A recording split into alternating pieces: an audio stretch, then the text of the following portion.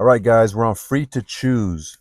Chapter 7, Who Protects the Consumer? This one's called Department of Energy. Department of Energy.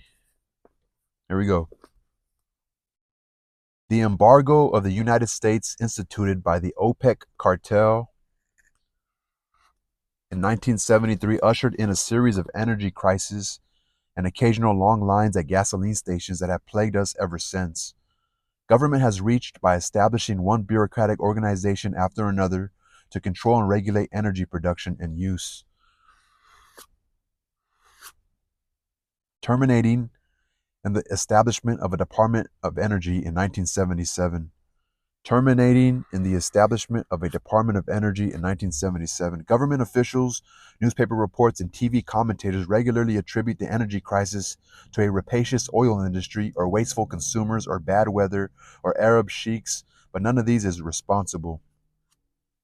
After all, the oil industry has been around for a long time and has always been rapacious. Consumers have not suddenly become wasteful. We have had hard winters before. Arab sheiks have desired wealth as far back as human memory runs. The subtle and sophisticated people who fill the newspaper columns and the airways with such silly explanations seem never to have asked themselves the obvious question. Why is it that for a century and more before 1971 there were no energy crises, no gasoline shortages, no problems about fuel oil, except during World War II? There has been an energy crisis because government created one. Of course, government has not done so deliberately. Presidents Nixon, Ford, or Carter never sent a message to Congress asking it to legislate an energy crisis and long gasoline lines, but he who says A must say B. Ever since President Nixon froze wages and prices on August 15, 1971, Ever since President Nixon froze wages and prices on August 15, 1971, the government has imposed maximum prices on crude oil, gasoline at retail, and other petroleum products. Unfortunately, the quadrupling of crude oil prices by the OPEC cartel in 1973 prevented those maximum prices from being abolished when all others were. Maximum legal prices for petroleum products, that is the key element common both to World War II and the period since 1971.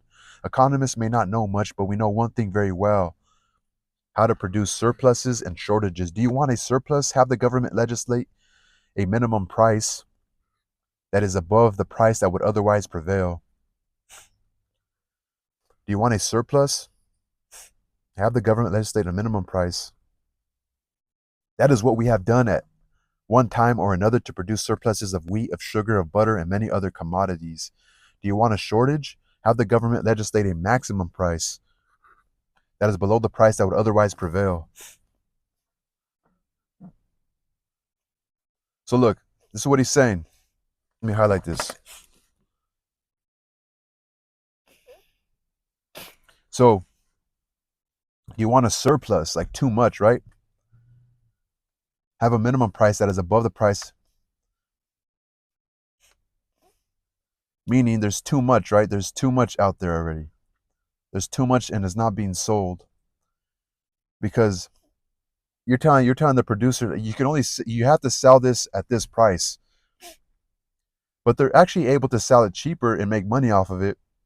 But the government has legislated, has mandated a minimum price. I know, like, yeah, I know you could probably make a profit if you sell it at $10, but no, or you can't sell it lower than $20. So now there's too much of it because no one's going to buy it at that. It's too expensive for people. There's a surplus. And you want you now? Do you want a shortage? Do you want a shortage? Have the government legislate a maximum price, meaning you can't sell this more than, like, people will buy this for $100. No, you know you can't. You have to sell this at cheaper now. That is what the New York City and more recently other cities have done for rental dwellings. And that is why they all suffer or will soon suffer from housing shortages. That is why there were so many shortages during World War II. That is why there was an energy crisis and a gasoline shortage. There was one simple way to end the energy crisis and gasoline shortages tomorrow. And we mean tomorrow and not 6 months from now, not 6 months from now, or not 6 years from now, not 6 months from now, not 6 years now from now, tomorrow. Eliminate all controls on the prices of crude oil and other petroleum products. So again, regulations. Eliminate regulations. Eliminate all controls on the prices of crude oil and other petroleum products. Other misguided policies of government and the monopolistic behavior of the OPEC cartel might keep petroleum products expensive, but they will not produce the disorganization, chaos, and confusion that we now confront. Perhaps surprising, this solution will reduce the cost of gasoline to the consumer, the true cost. Prices at the pump might go up a few cents a gallon, but the cost of gasoline includes the time and gasoline wasted standing in line and hunting for a gas station with gas, plus the annual budget of the Department of Energy, which amounted to $10.8 billion in 1979, or to around 9 cents per gallon of gasoline. Why has this simple and foolproof solution not been adopted so far as we can see? For two basic reasons. One general, the other specific. To the despair of every economist, it seems almost impossible for most people other than trained economists to comprehend how a price system works. Reporters and TV commentators seem especially resistant to the elementary principles they supposedly imbibed in freshman economics. Second, removing price controls would reveal that the emperor is naked. It would show how useless, indeed harmful, are the activities of 20,000 employees of the Department of Energy. How useless. Interesting, right? It would show how useless, indeed harmful, are the activities of the 20,000 employees of the Department of Energy. It might even occur to someone how much better off we were It might even occur to someone how much better off we were before we had a Department of Energy. But what about the claim by President Carter that the government must institute a massive program to produce synthetic fuels, or else the nation will run out of energy by 1990? That too is a myth. A government program seems the solution only because government has been blocking at every turn the effective free market solution. We pay OPEC nations around $20 a barrel for oil under long-term contracts, and even more on the spot market, the market for immediate delivery. But the government forces domestic producers to sell its oil for as little as $5.94 a barrel. So we pay OPEC nations around $20 a barrel for oil under long-term contracts, and even more on the spot. So we're importing oil, but the government forces domestic producers to sell oil. So we buy it for $20 from another country, but yet, so we're losing money. Government taxes the domestic production of oil to subsidize oil imported from abroad. We pay more than twice as much for imported liquefied natural gas from Algeria as the government permits domestic producers of natural gas to charge. Government imposes stringent environmental requirements on both users and producers of energy with little or no regard to the economic costs involved. Complicated rules and red tape add greatly to the time required to build power plants, whether nuclear, oil, or coal, and to bring into production our abundant supply of coal and multiply the cost. These counterproductive government policies have stifled domestic production of energy and have made us more dependent than ever on foreign oil, despite, as President Carter put it, the danger of depending on a thin line of oil tankers stretching halfway around the world.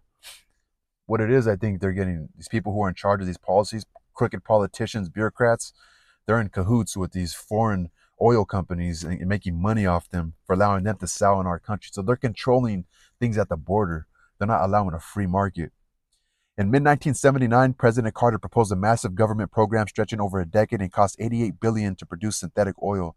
Does it really make sense to commit the taxpayers to spending directly or indirectly $40 or more for a barrel of oil from shale, while prohibiting the owners of domestic wells from receiving more than $5.94 for some categories of oil?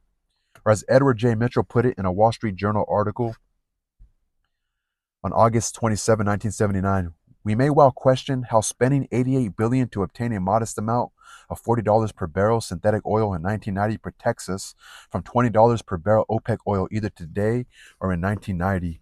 Fuel from shale, tar sands, and so on makes sense if and only if that way to produce energy is cheaper than alternatives. Account being taken of all costs. The most effective mechanism to determine whether it is cheaper is the market. If it is cheaper, it will be in the self-interest of private enterprises to exploit these alternatives, provided they reap the benefits and bear the cost. Private enterprises can count on reaping the benefits only if they are confident that future prices will not be controlled. Otherwise, they are asked to engage in a heads you win, tails I lose gamble. That is the present situation. If the price rises, controls and windfall taxes loom. If the price falls, they hold the bag. That prospect emasculates the free market and makes President Carter's socialist policy the only alternative. Private enterprises will bear all the cost only if they are required to pay for environmental damage. The way to do that is to impose effluent charges. Effluent charges. Not to have one government agency impose arbitrary standards and then set up another to cut through the first's red tape. The threat of price control and regulation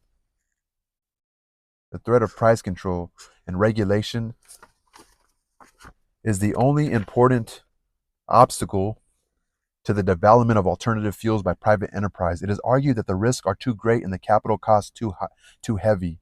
That is simply wrong. Risk taking is the essence of private enterprises.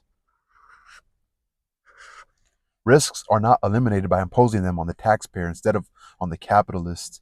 And the Alaska pipeline shows that private markets can raise massive sums for promising projects. The capital resources of the nation are not increased by using the tax collector rather than the stock market to mobilize them. The bottom line is that come what may, we the people shall pay for the energy we consume. And we shall pay far less in total and have far more energy. If we pay directly and are left free to choose for ourselves how to use energy, than if we pay indirectly through taxes and inflation and are told by government bureaucrats how to use energy. Hence the California's 2035 all electric vehicles. Oh man, it's a good chapter right here.